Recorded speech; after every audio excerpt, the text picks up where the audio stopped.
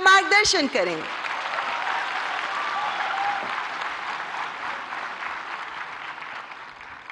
अभी भी कुछ सुनना बाकी है क्या?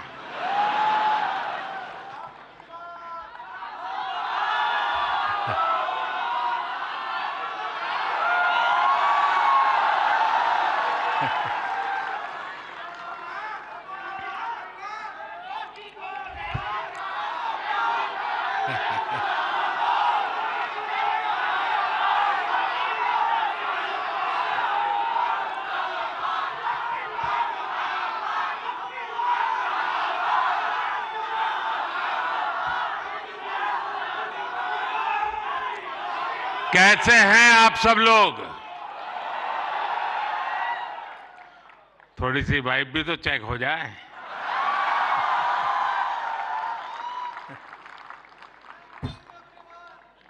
इस कार्यक्रम में उपस्थित मंत्रिपरिषद के मेरे साथी अश्विनी वैष्णव जी,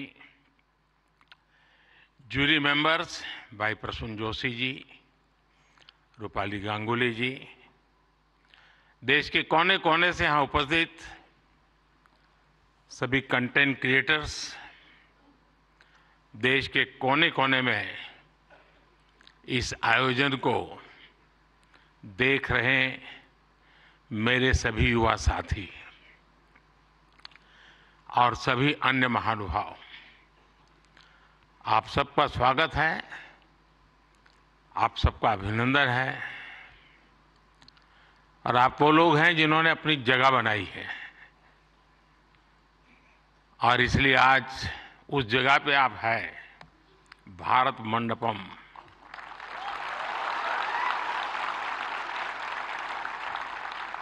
और बाहर सिंबल भी क्रिएटिविटी से जुड़ा हुआ है आते ही।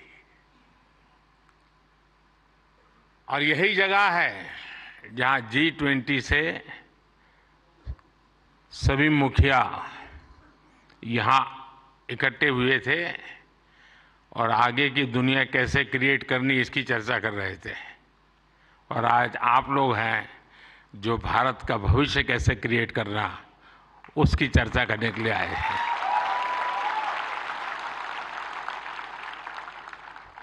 साथियों, जब समय बदलता है, टाइम चेंज होता है, जब नए युग की शुरुआत होती है तो उसके साथ कदम से कदम मिलाना ये देश का दायित्व होता है। आज भारत मंडपम में देश अपने उस दायित्व को पूरा कर रहा है। पहले नेशनल क्रिएटर अवार्ड्स यानी पहला है, ये आयोजन नए दौर को समय से पहले पहचान देने का आयोजन है।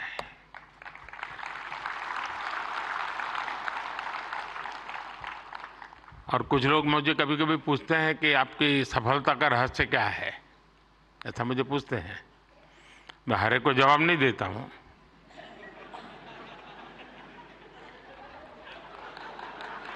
कोई रेस्टोरेंट वाला अपना किचन दिखाता है क्या?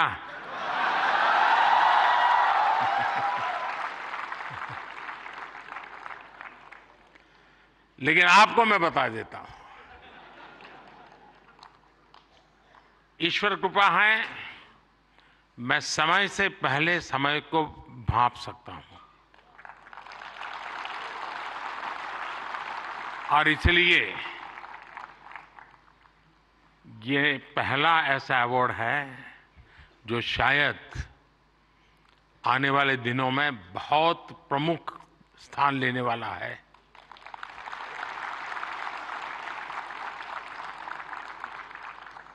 ये इस नए युग को एनर्जाइज कर रहे आप सब युवाओं को सम्मान देना, क्रिएटिविटी को सम्मान देना और समाज की रोजमर्रा की जिंदगी के प्रति जो संवेदनशीलता है उसको सम्मान करने का अवसर है। भविष्य में ये अवार्ड कंटेंट क्रिएटर्स के लिए बहुत बड़ा मोटिवेशन बनेगा। उनके काम को एक बहुत बड़ी पहचान मिलने वाली है। आज जिन्हें नेशनल क्रिएटर्स अवार्ड मिले हैं, मैं उन विजेताओं को तो बधाई देता ही देता हूं, पर जिन्होंने इसमें बढ़ चढ़ करके हिस्सा लिया, क्योंकि बहुत कम समय मिला था, हम ज़्यादा इस चीज़ को पॉपुलर भी नहीं कर पाए थे, और मैं नहीं चाहता था कि मैं इसमें और समय गंवाऊं, लेकिन जल्दी जल्दी में भी, इतने कम समय में भी 1.5-2 लाख क्रिएटिव माइंड्स इसके साथ जुड़ जाए, ये मेरे देश की भी एक पहचान बना देता है जी।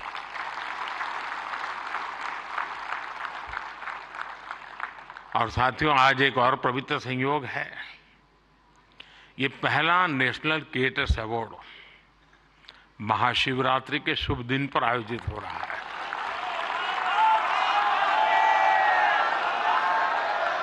और मेरे काशी में तो शिव जी के बिना कुछ नहीं चलता है। महादेव। भगवान शिव भाषा, कला और क्रिएटिविटी के जनक माने गए हैं। हमारे शिव नटराज है। शिव के डमरू से माहेश्वर सूत्र प्रकट हुए हैं। शिव का तांडव लय और सृजन की नींव रखता है इतिहास। और इसलिए यहां जो क्रिएटर्स हैं, उनके लिए नए सब्जेक्ट मिल जाएंगे। महाशिवरात्रि के दिन ये आयोजन अपने आप में बहुत बड़ा सुखद संयोग है, और मैं आपको भी और देशवासियों को भी महाशिवरात्रि की बहुत बहुत शुभकामनाएं देता हूं। फ्रेंड्स, आज इंटरनेशनल वुमेन्स डे भी है, लेकिन मैं देख रहा हूं पहली बार पुरुष ताली बजा रहे हैं, वरना उनको लगता है हमारा तो कोई डे आता नहीं।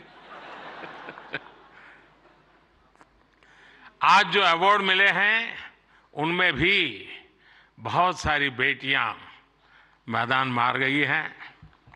मैं उनको भी बधाई देता हूं। और भी मैं देख रहा हूं क्रिएटिव वर्ल्ड में हमारे देश की बेटियां, बहुत बड़ी मात्रा में सबको देख रहा हूं। मुझे बहुत गर्व हो रहा है आप लोगों को देख करके। मैं देश की सभी महिलाओं को, बहनों को, बेटियों को इंटरनेशनल वुमेन्स डे की बहुत बहुत बधाई देता हूं। और आज ही मैं अभी, आप तो यहां बैठे हैं, मैं गैस सिलेंडर का 100 रुपया कम करके आया हूं।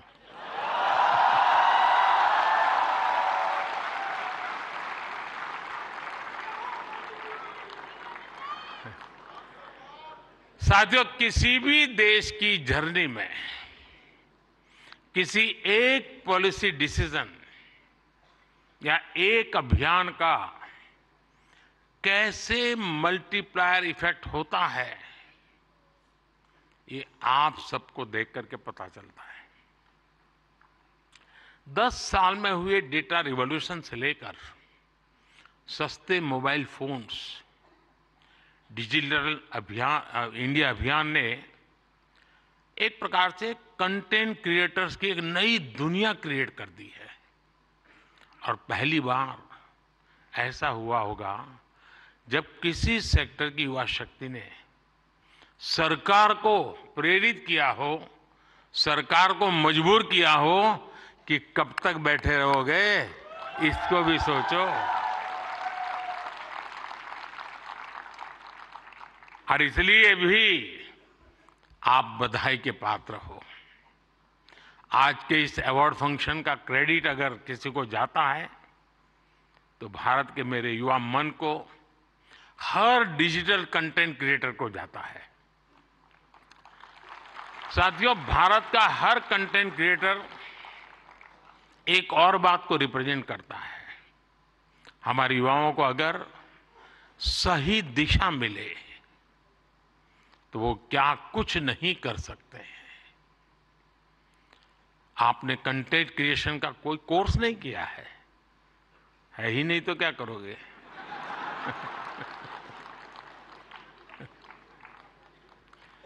पढ़ाई के टाइम करियर सेलेक्ट करते हुए ये सोचा भी नहीं होगा कि हम कंटेंट क्रिएटर जैसा कुछ बनेंगे, लेकिन अपने भविष्य को पहचाना, फ्यूचर को देखा और ज्यादातर लोगों ने वन मैन आर्मी की तरह काम शुरू कर दिया।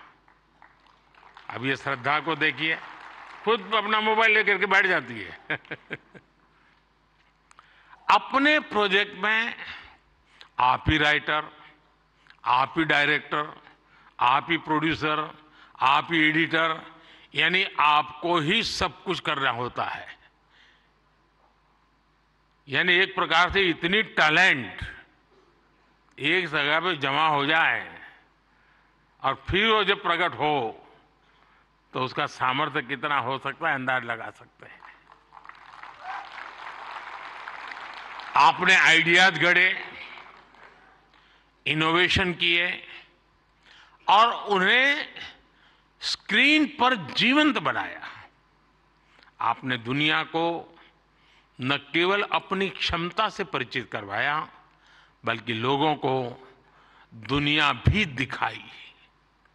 आपने जो हिम्मत दिखाई उसी के कारण आज आप सब यहाँ पहुंचे हैं और देश बड़ी आशा के साथ आपको देख रहा है।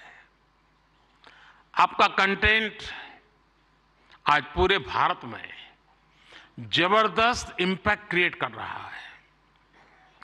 आप एक तरह से इंटरनेट के एमवीपी,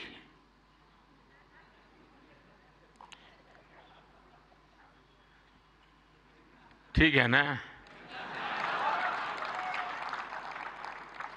थोड़ा दिमाग खपाओ, क्रिएटिविटी बताओ अपना। जब मैं आपको एमवीपी कहता हूं मतलब मोस्ट वैल्यूएबल पर्सन बन गए। साथियों, आप सभी जानते हैं कि जब कंटेंट और क्रिएटिविटी आपस में कोलैबोरेट करते हैं तो इससे एंगेजमेंट बढ़ती है। जब कंटेंट डिजिटल से कोलैब करता है तो ट्रांसफॉर्मेशन आता है। जब कंटेंट पर्पस से कोलैब करता है तो इससे इंपैक्ट दिखता है। और आज जब आप लोग यहां आए हैं तो मुझे भी बहुत सारे विषयों पर आप लोगों से कोलैब रिक्वेस्ट करनी है।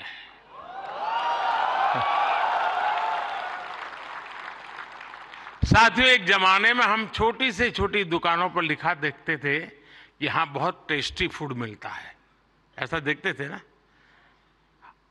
कोई भी कहे वहां क्यों खाना तो बोले टेस्टी फूड है। लेकिन आज हम देखते हैं कि दुकान वाले लिखते हैं कि यहां हेल्दी फूड मिलता है। अब टेस्टी नहीं लिखता है, हेल्दी फूड मिलता है। क्यों बदलाव आया? तो ये एक बदलाव समाज में भी आ रहा है।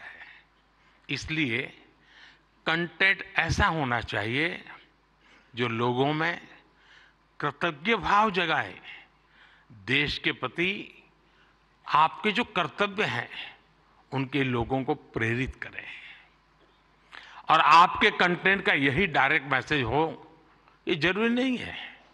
आप कंटेंट क्रिएट करते हुए इसका ध्यान रखेंगे तो इनडायरेक्टली भी उसमें जरूर झलकेगा। आपको ध्यान होगा, लाल किले से मैंने बेटियों के अपमान का विषय उठाया था। एक बार मैंने ये भी कहा था कि आप बेटी शाम को घर आती है तो पूछते हैं क्यों देर से आई, कहाँ गई थी, क्यों जल्दी घर नहीं आई। मैंने लाल किले से पूछा था कि मुझे कोई तो माँ बाप बताओ जो अपने बेटे को पूछते हो कि तुम देर से क्यों आ रहे हो, कहाँ गए थे। बेटी को सब पूछते हैं, बेटे को कोई नहीं पूछता है। मैं कंटेंट क्रिएटर से कहता हूं, इस बात को आगे कैसे बढ़ाएं, एक माहौल कैसे बनाएं। समान जिम्मेवारी होनी चाहिए। बेटी देर से आए तो भूकंप हो जाए, और बेटा देर से आए, बेटा खाना तो खाया था ना। क्यों भाई? कहने का हमारा मतलब है साथियों कि हमने समाज के साथ जुड़ना है, और इस भावना को घर घर पहुंचाने में आप जैसे साथी बहुत अच्छे ढंग से इसको कर सकते हैं। देखिए, आज महिला दिवस पर आप इस संकल्प को फिर दोहरा सकते हैं। हमारे देश की नारी शक्ति का सामर्थ्य कितना ज्यादा है, वो भी आपके कंटेंट का हिस्सा, प्रमुख हिस्सा हो सकता है। मैं जरूर दावे से कहता हूं जी, आप में से कोई थोड़ा क्रिएटिव माइंड के साथ सुबह से रात तक माँ क्या करती है उसी को थोड़ा रिकॉर्ड करके उसको एडिट करके रखें। देखने वाले उस परिवार के बच्चे चौंक जाएंगे, अच्छा माँ इतना काम करती है। एक साथ करती हैं, यानी आपके पास एक ताकत है, आप इसको ऐसे प्रस्तुत कर सकते हैं। उसी प्रकार से जैसे गांव की जो जिंदगी है, आपने देखा होगा इकोनॉमिक एक्टिविटी में गांव की महिलाएं बहुत बड़ी मात्रा में जुड़ी हुई थी। ये वेस्टर्न लोगों की जो सोच है ना कि भारत में वर्किंग वुमेन नहीं है, अरे भाई वर्किंग वुमेन छोड़, भारत में महिला है तभी तो संसार चल पा रहा है जी।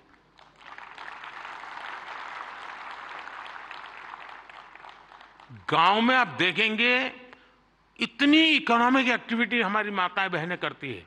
अगर ट्राइबल बेल्ट में जाएंगे, पहाड़ों में जाएंगे, तो आपको मैक्सिमम इकोनॉमिक एक्टिविटी हमारी माताएं बहनें करती हैं जी। और इसलिए हमारी क्रिएटिविटी के द्वारा हम ये जो गलत परसेप्शन बने हैं ना, बड़े आसानी से बदल सकते हैं, हकीकतों के आधार पर बदल सकते हैं। और मैं मानता हूं हम इसको करना चाहिए। अगर एक दिन की जीवन की सिर्फ साइकिल को हम दिखाएं तो पता चलेगा कि हमारे यहाँ पशुपालक हो, किसान महिला हो, मजदूरी करने वाली महिला हो, कैसे काम करती, कितनी मेहनत करती है। साथियों, स्वच्छ भारत की सफलता से आप सभी परिचित हैं और आपने उसमें सहयोग भी किया है, लेकिन ये तो निरंतर चलने वाला जन आंदोलन है। कहीं पर भी कोई सफाई की अच्छी चीज आती है, अब जैसे मैंने अभी एक रील देखा, कोई टाइगर पानी पीने जा रहा है और उसमें प्लास्टिक के बोतल देखता है, तो टाइगर मुंह से प्लास्टिक का बोतल उठाता है और कहीं पर जगह पे छोड़ने के लिए चला जा रहा है। अब इसका मतलब मोदी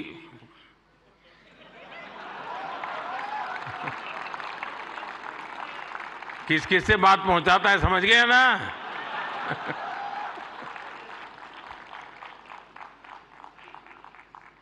अब उसके माध्यम से आप भी पहुंचा सकते हैं, और इसलिए आप इस विषय पर भी लगातार कुछ न कुछ जरूर करते रहिए। एक अहम विषय भी मैं आपसे स्पर्श करना चाहता हूं दोस्तों। ये छोटी छोटी चीजें जो मेरे मन को छूती है, मेरा मन करता है कि क्रिएटिव माइंड के लोग हैं तो शायद मैं मन खोल करके बातें भी कर सकता हूं, मैं भाषण नहीं कर रहा मुझे। जैसे मेंटल हेल्थ, ये बहुत ही छूने वाला विषय जी, और वैसे तो डिजिटल प्लेटफॉर्म पर काफी कंटेंट हंसी मजाक से जुड़ा होता है, लेकिन कई अन्य गंभीर विषय भी होते हैं। मैं देखता हूं मेंटल हेल्थ को लेकर, बहुत बधाई हो आपको, बहुत बधाई हो, बहुत बधाई हो, बहुत बधाई हो। मैं नहीं कह रहा हूं नहीं बनाते हैं, मैंने बोला ही नहीं है जी, मैं ऐसी गलती नहीं कर सकता हूं। मुझे मेरे देश के टैलेंट पे भरोसा है, मुझे मेरे देश के लोगों की संवेदनशीलता मुझसे जरा भी कम नहीं है।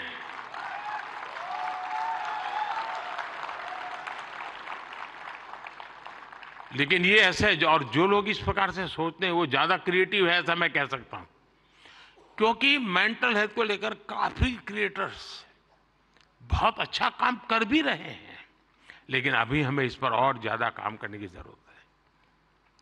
और हो सके तो लोकल लैंग्वेज, गांव के अंदर एक परिवार में अगर ऐसा बच्चा है, उनके लिए क्या हो सकता है, बड़े शहर में 5 स्टार दुनिया में तो होगा, क्योंकि उनकी जिंदगी में ये बहुत जरूरी है जी। उसी प्रकार से एक बहुत बड़ा महत्वपूर्ण विषय है बच्चों में स्ट्रेस का। हमें पता नहीं होता है, पहले तो हमारा जॉइंट फैमिली होता था और बच्चे कभी दादी संभाल लेती थी, कभी दादा संभाल लेते थे, कभी नाना, कभी चाचा चाची, भाभी भाई।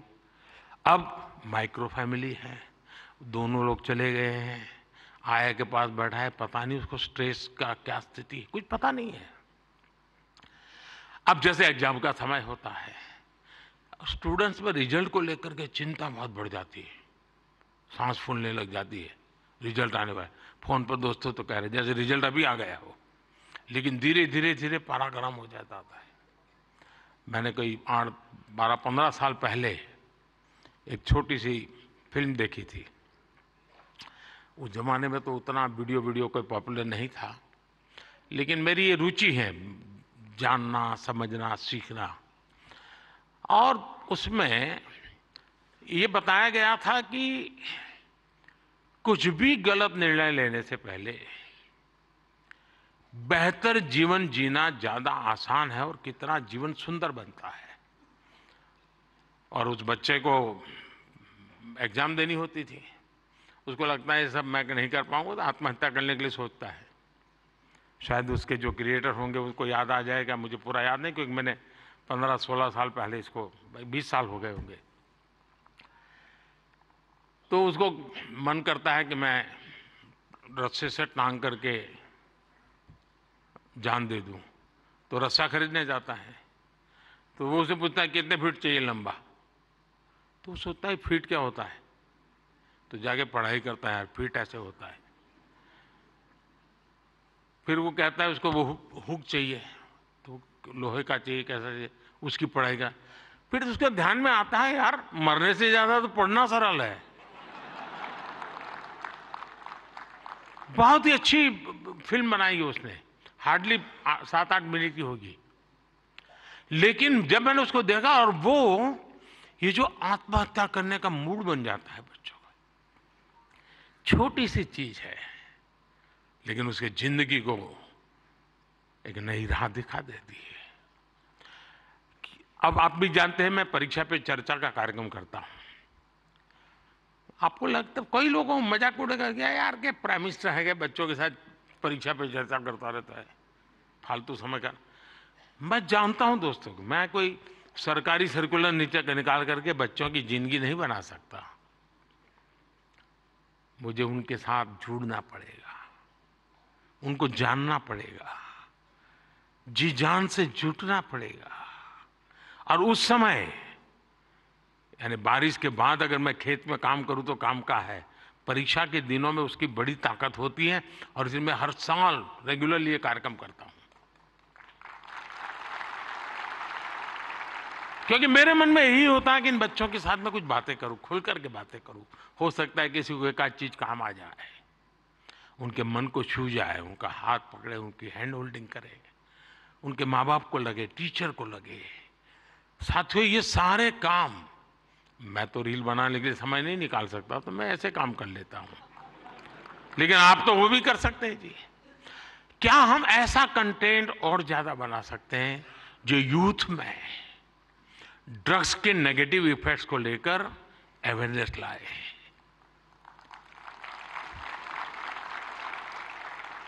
हम बिल्कुल दावे से क्रिएटिव वे में समझा सकते हैं कि drugs is not a cool for youth. वरना क्या है यार, कूल हॉस्टल में बैठे हैं, कूल।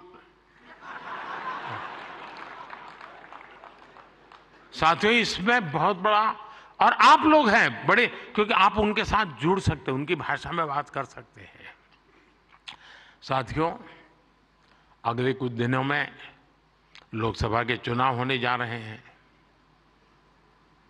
आप ये मत सोचिए कि आज का ये इवेंट इसके लिए है।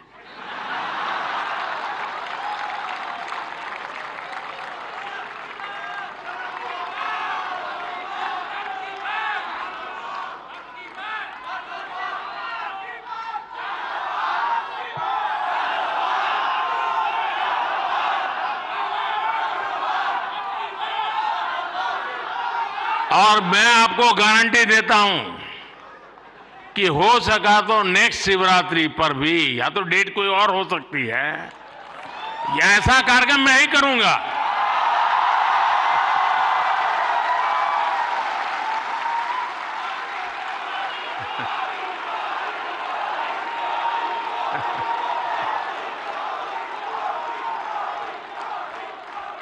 लेकिन मैं लोकसभा चुनाव का विषय उस अर्थ में नहीं लाया हूं, क्योंकि मुझे भरोसा है मुझसे ज्यादा मेरे लिए आप मरते हैं।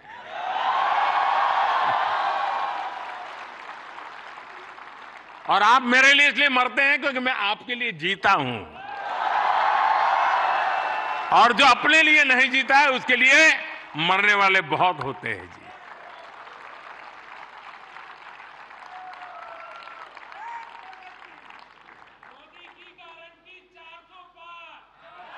वो मोदी की गारंटी नहीं है, 140 करोड़ देशवासियों की गारंटी है।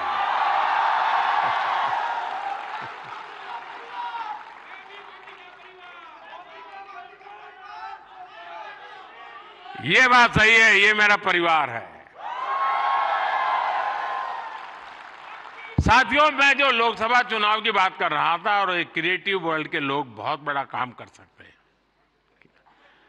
क्या हम ऐसा कुछ कर सकते हैं कि हमारे यूथ और खास करके हमारे फर्स्ट टाइम वोटर, उनको हम जागरूक करने के लिए क्या कर सकते हैं, और उसको पता हो कि वोट देना यानी किसी को जिताना हराने का काम नहीं है जी। वोट देने का मतलब है तुम इतने बड़े देश की निर्णय प्रक्रिया के हिस्सेदार बने हो। तुम देश का भविष्य बनाने वाले एक महत्वपूर्ण पार्टनर हो। ये उस तक पहुंचना जरूरी है जी। उसको कभी ये मत कहिए किसको वोट दो, लेकिन आप उसको जरूर कहिए कि वोट तो देना ही चाहिए। वो तय करेगा किसको देना किसको नहीं देना, वो तय करेगा, लेकिन वोट देना चाहिए, ये उसको जरूर कहना चाहिए। और मैं मानता हूं हमारे देश में, दुनिया के देश जहां जैसे जैसे समृद्धि बढ़ती गई, वोटिंग पैटर्न घटती गई। दुनिया में देश समृद्ध हुए, लेकिन अलग अलग व्यवस्थाओं ने समृद्धि तक ले गए और बाद में लोकतंत्र की दिशा में गए। भारत 100% लोकतंत्र के ही अधिष्ठान को लेकर के समृद्ध राष्ट्र बनने के सपने को लेकर के चला है, और दुनिया के लिए मॉडल बनने वाला है जी। ये दुनिया के लिए बहुत बड़ा मॉडल बनने वाला है, लेकिन उसमें मुझे मेरे देश के नौजवानों की भागीदारी चाहिए। 18, 19, 20, 21 साल के जैसे साथियों, हम अपने आसपास देखते हैं कि जो दिव्यांगजन होते हैं, स्पेशली एबल्ड होते हैं, उसमें बहुत प्रतिभा होती है, टैलेंट होता है।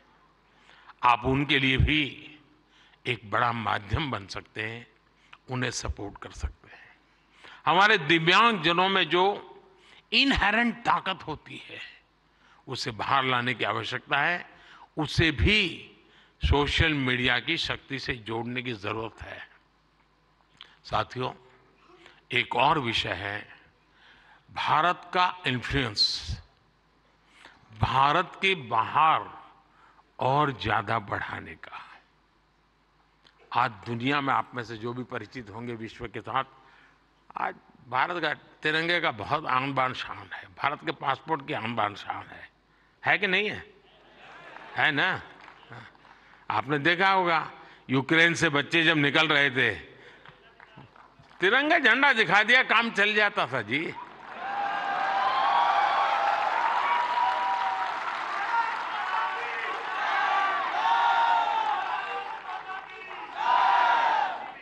ये सामर्थ्य ऐसे ही नहीं आया है दोस्तों, ये सामर्थ्य ऐसा ही नहीं आया है।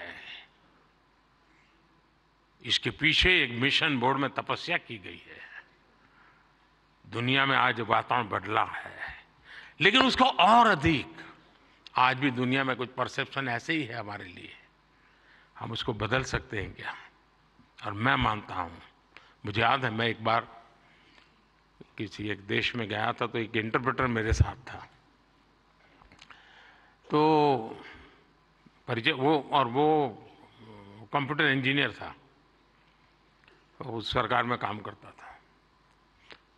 तो मेरी मदद की उसने, 3-4 दिन मेरे साथ था वो, तो परिचय हो गया। तो आखिर में उसने कहा, साहब आपको बुरा न लगे तो एक सवाल पूछना चाहता हूँ। मैंने कहा क्या? नहीं सबको आपको बुरा नहीं लगेगा ना? मैं कहा नहीं दोस्त, 3-4 दिन से आप देख रहे हो, बुरा लगने का सवाल नहीं, आप जरूर पूछिए। नहीं रहने दो साहब, नहीं पूछता हूँ। नहीं मैंने कहा पूछो यार। उसने कहा साहब क्या अभी भी आपके देश में सांप सपेरे जादू टोना यही होता है क्या? ये मुझे पूछा गया सवाल था जी। मैंने कहा देख दोस्त, हमारे लोग तो उस जमाने में तो बड़े ताकतवर थे, तो सांप बाप उनके लिए बड़ा बायात का खेल था। अब मैंने कहा हमारी ताकत बहुत कम हो गई है, और धीरे धीरे करके मैंने कहा वो माउस पे आ गए हैं। लेकिन मैंने कहा वो माउस से पूरी दुनिया को हिलाते हैं। साथियों, मेरे देश का ये जो सामर्थ्य है ना, इस सामर्थ्य को हम आज अगर विदेश में बैठे किसी शख्स को, मैं समझता हूं हमारे सामर्थ्य से आकर्षित करें, उनको लाने की दिशा में हमारा काम हो, हम अपने कंटेंट को ऐसा क्रिएट कर सकते हैं। आप पूरी दुनिया में भारत के डिजिटल एम्बेसडर्स हैं दोस्तों, और मैं मानता हूं ये बहुत बड़ी ताकत है। आप फ्रिक्शन ऑफ सेकंड दुनिया में पहुंच सकते हैं। आप वोकल फॉर लोकल के ब्रांड एम्बेसडर्स हैं। मैं कल श्रीनगर में गया था, तो एक नौजवान से मेरी बातचीत हो रही थी। मैं हैरान हूं, जो वो सिर्फ शहद का काम करता है, मधुमक्खी पालन का काम करता है, और आज ग्लोबली उसने अपनी एक ब्रांड पहुंचा दी है जी, जस्ट डिजिटल वर्ल्ड के माध्यम से। और इसलिए साथियों, आइए हम एक साथ मिलकर एक क्रिएट ऑन इंडिया मूवमेंट, मैं बहुत जिम्मेवारी के साथ आप लोगों से अपेक्षा कर रहा हूं, क्रिएट ऑन इंडिया मूवमेंट की शुरुआत करें।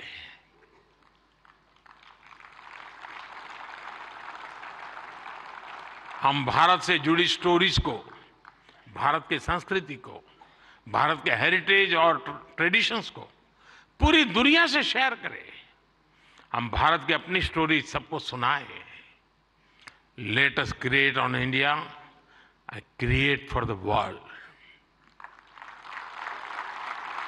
आप ऐसा कंटेंट क्रिएट करिए जो आपके साथ ही आपके देश, हम सबका देश भारत को भी ज्यादा से ज्यादा लाइक्स दे। और इसके लिए हमें ग्लोबल ऑडियंस को भी एंगेज करना होगा। दुनिया की यूनिवर्सिटीज के साथ, दुनिया के नौजवानों के साथ जुड़ना होगा। आज पूरी दुनिया में लोग भारत के बारे में जानना चाहते हैं। आप में से कई लोग विदेशी भाषा को जानते हैं, नहीं जानते होंगे तो एआई की मदद से काम हो सकता है। कुछ लोग सीख भी सकते हैं। आप ज्यादा से ज्यादा यूएन लैंग्वेज में, जर्मन, फ्रेंच, स्पेनिश जैसे लैंग्वेज में कंटेंट बनाएंगे तो आपकी और भारत की भी रीच बढ़ेगी। हमारे अड़ोस पड़ोस के देश हैं, उनकी भाषाओं में हम कुछ करें, हमारी एक अलग पहचान बनेगी। और आपने देखा होगा पिछले दिनों बड़ा महत्वपूर्ण डिसीजन हमने लिया है। मैं भी कुछ दिन पहले बिल गेट्स के साथ गप्पे मार रहा था, तो ऐसे ही एआई वगैरह सारे विषयों पर बहुत चर्चा निकली। कभी उसके विषय में जरूर आपको पता चलेगा। लेकिन हमने अभी कल ही एक डिसीजन लिया है। हम एआई मिशन को, और मैं मानता हूं दुनिया देख रही है कि भारत एआई में क्या काम करेगा, क्योंकि भारत लीड करेगा, मान के चलिए दोस्तों, क्योंकि मैं आपके भरोसे बोल रहा हूं। उसी प्रकार से आपने देखा होगा सेमीकंडक्टर, जिस प्रकार से भारत सेमीकंडक्टर की दुनिया में आगे बढ़ रहा है, और मैं बताता हूं कि हम 2G 4G वगैरह में बहुत पीछे रह गए, 5G में हमने लीड कर लिया। वैसा ही हम बहुत तेजी से सेमीकंडक्टर की दुनिया में, हम दुनिया में अपनी जगह बना लेंगे दोस्तों, और देखते ही देखते हम छा जाएंगे। और ये मोदी के कारण नहीं, मेरे देश के नौजवानों के कारण, मेरे देश के टैलेंट के कारण। इतना सामर्थ्य है। मोदी तो सिर्फ अवसर देता है, रास्ते से कांटे हटा देता है, ताकि मेरा देश का नौजवान तेज गति से आगे बढ़ चले। और इसलिए मैं चाहता हूं, जैसे हमारे पड़ोस के देश है, उनकी भाषा है, उनके साथ उनकी सोच समझ के अनुकूल हम जितनी चीजें पहुंचाएंगे, मैं समझता हूं हमारा नाता और जुड़ेगा। हमें अपना विस्तार करना है, अपना प्रभाव पैदा करना है दोस्तों, और ये क्रिएटिव वर्ल्ड बहुत अच्छी तरह कर सकता है। और एआई की ताकत आप जानते हैं, आजकल देखा होगा, मैं अभी जो आपसे बात कर रहा हूं, कुछ ही समय में वो आपको हिंदुस्तान की 8-10 लैंग्वेजेज में ये मेरी सारी बातें आपको मिल जाएगी, क्योंकि मैं एआई का उपयोग करता हूं। आपके साथ अगर यहाँ आते जाते मेरा फोटो निकल गया, तो आप एआई के माध्यम से वो फोटो अपनी कलेक्ट कर सकते हैं। नमो ऐप पर जाएंगे, फोटो बूथ पे चले जाएंगे, आराम से आपको मिल जाएगी मेरी फोटो। आज से 5 साल पहले कहीं मिल गए होंगे, एक कोने में मुझे देख रहे, आपकी एक आंख फोटो में आई है, तो भी वो आपको खींच करके ले आएगा वहां। ये एआई की ताकत है, हमारे देश के नौजवानों की ताकत है। और इसलिए मैं कहता हूं सबको कि भारत के पास ये सामर्थ्य है, हम इस सामर्थ्य को लेकर के आगे जाना चाहते हैं, और नेशनल इंटरनेशनल लेवल पर भारत की एक छवि नई ऊंचाई पर ले जाने का काम हम अपनी इस क्रिएटिविटी से कर सकते हैं। एक फूड क्रिएटर किसी को मुंबई के बड़ा पाव की मशहूर दुकान तक पहुंचा सकता है। एक फैशन डिजाइनर दुनिया भर को ये बता सकता है कि भारत के कलाकारों की खूबी क्या होती है। एक टैग क्रिएटर पूरी दुनिया को बता सकता है कि मेक इन इंडिया से हम क्या बना रहे हैं और भारत में इनोवेशन कैसे बढ़ रहा है। एक गांव में बैठा ट्रैवल ब्लॉगर भी विदेश में बैठे किसी व्यक्ति को अपने वीडियो से हिंदुस्तान की यात्रा के लिए मोटिवेट कर सकता है। हमारे भारत में तो इतने अलग अलग तरह के मेले होते हैं, हर एक पर्व में अपनी एक स्टोरी होती है और दुनिया उसे जानना चाहती है। जो लोग भारत को जानना चाहते हैं, भारत के कोने कोने को जानना चाहते हैं, उनकी भी आप बहुत मदद कर सकते हैं। साथियों, इन सारे प्रयासों में आपकी स्टाइल, आपका प्रेजेंटेशन, आपका प्रोडक्ट, आपके फैक्ट्स, अगर मैं मानता हूं हकीकतों विषय में कॉम्प्रोमाइज कभी मत कीजिए। आप देखिए, एक यूनिक अंदाज में आप जाएंगे। अब देखिए, आर्टिफैक्ट्स तो बहुत होते हैं, आर्कियोलॉजी वाले ने बहुत चीजें निकाली होती है, लेकिन जो म्यूजियोलॉजी जानता है ना, वो जब उसको बनाता है, रखता है, तो हम उस युग में पहुंच जाते हैं। 300 साल पुरानी चीज देखते हैं तो लगता है कि मैं उस समय जी रहा हूं। क्रिएटिविटी की ये ताकत होती है दोस्तों, और मैं चाहता हूं कि मेरे देश के भीतर वो क्रिएटिविटी है जो मेरे देश का भाग्य बदलने के लिए एक बहुत बड़ा कैटलिक एजेंट बन सकता है। और इसी भावना से मैं आज आप सबको मिला, आप सबको बुलाया। आप बहुत ही कम नोटिस से आए, आपने कुछ करके दिखाया है। जूरी को भी मैं बधाई देता हूं, क्योंकि 1.5-2 लाख लोगों की एक एक बारीकी को पहुंचाना बड़ा कठिन काम है। लेकिन आने वाले दिनों में ये काम और अधिक अच्छे ढंग से, अधिक साइंटिफिक ढंग से हम कर पाएंगे। मैं फिर एक बार आप सबको बहुत बहुत शुभकामनाएं देता हूं। बहुत बहुत धन्यवाद।